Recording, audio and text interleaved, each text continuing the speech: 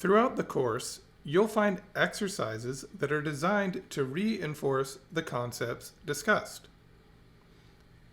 Even if the exercises seem simple, completing them will help you to fully benefit from this course.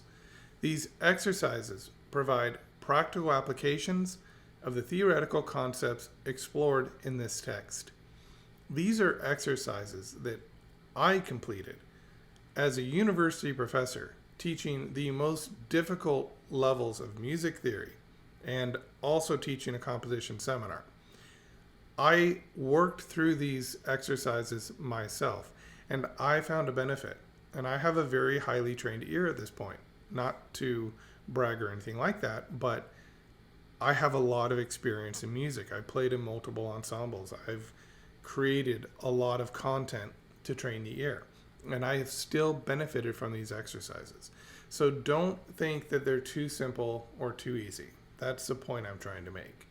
This series is designed to be accessible for beginners while also offering advanced exercises for more experienced learners. All readers should complete every exercise at least once, as they have a cumulative effect on your comprehension. And by readers, I mean anybody listening to this course.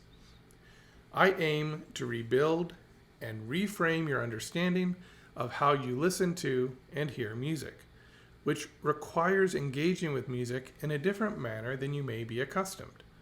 Most importantly, take your time and enjoy the process. These books are designed to teach you music in a comprehensive manner, one subject at a time.